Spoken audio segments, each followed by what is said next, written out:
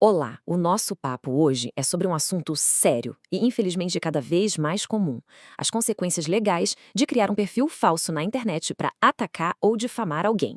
A gente vai entender como a justiça vê essa situação e, o mais importante, como quem é vítima pode se proteger e correr atrás dos seus direitos. Pois é, essa é a grande questão, né? Imagina o transtorno, a angústia de ver sua imagem, seu nome associados a mentiras ou a um conteúdo ofensivo. A boa notícia é que a lei oferece, sim, caminhos bem claros para combater essa prática e buscar uma reparação. Para a gente organizar as ideias, vamos seguir um roteiro simples. Primeiro, vamos entender por que isso é considerado um ato ilícito. Depois, o que é o tal do dano moral. Aí a gente vê como a justiça costuma decidir nesses casos e, por fim, o que fazer na prática para se proteger. Ok, vamos lá. É fundamental entender uma coisa.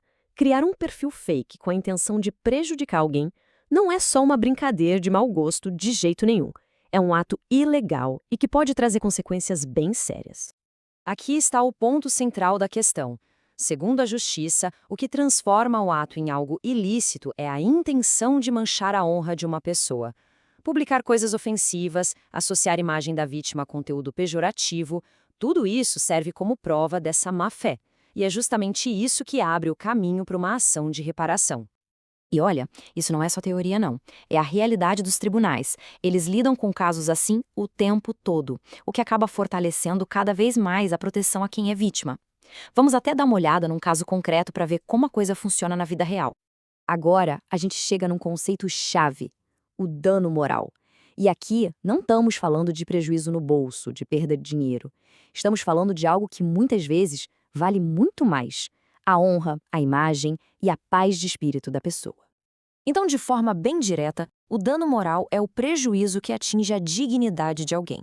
A compensação em dinheiro, nesse caso, tem um objetivo duplo. De um lado, tentar amenizar o sofrimento da vítima e, do outro, punir quem cometeu o ato, para servir de exemplo e desestimular que isso aconteça de novo. Para ilustrar, vamos a um exemplo real que chegou à justiça. Nesse caso, criaram um perfil falso no Instagram, usaram a foto da vítima e começaram a associar a imagem dela a conteúdo de conotação sexual, como se fosse ela ali. Uma situação terrível. E a conclusão do tribunal, como a gente vê nessa citação, foi bem direta. O texto já diz tudo. O sofrimento e o dano à imagem foram evidentes. Ou seja, a justiça reconheceu na hora o tamanho do abalo emocional que uma situação dessas causa. E qual foi a consequência prática? Uma indenização de R$ 10.000.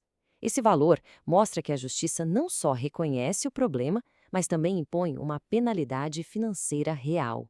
E um detalhe: nesse caso específico, a responsabilidade caiu sobre a plataforma, por causa da demora em remover o conteúdo. Beleza, mas aí pode surgir uma dúvida.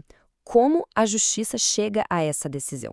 Um dos maiores desafios para a vítima pode ser justamente provar o sofrimento, mas o sistema judicial tem um mecanismo muito importante que ajuda a simplificar esse processo. Pensa só na dificuldade, como é que se mede, num processo, o tamanho da humilhação, da angústia. Felizmente, não é sempre que a vítima precisa apresentar um monte de laudos e provas complicadas sobre o seu estado emocional. A solução para isso tem um nome em latim: dano in re ipsa, que nada mais é do que o dano presumido. O que isso significa? Significa que o ato de criar um perfil falso para difamar alguém é por si só tão grave que a justiça já presume que houve um dano moral. O sofrimento é uma consequência óbvia. O crime em si já prova o dano. Essa comparação aqui deixa a diferença bem clara. Num dano material, como uma batida de carro, por exemplo, a pessoa precisa mostrar orçamentos, notas fiscais, provar o prejuízo financeiro. Já no dano moral, nesses casos de perfil fake, o foco é outro, é no ato ilícito. Provou que o ato aconteceu? Pronto, o dano à honra já é presumido pela justiça. Então, qual é o passo a passo na prática? Primeiro, a regra de ouro: documentar tudo, tirar print de tela, salvar os links, tudo que for possível. Segundo, e esse passo é fundamental, é preciso pedir formalmente a indenização no processo. O juiz não concede isso automaticamente. A partir daí, com o ato provado, o dano é presumido e o juiz vai definir o valor. É exatamente por isso que ter assessoria jurídica desde o início é tão importante, para garantir que todos os passos, principalmente o pedido de reparação, sejam feitos da forma correta. Para a gente fechar, Vamos consolidar as informações mais importantes e o que fazer ao se deparar com uma situação dessas.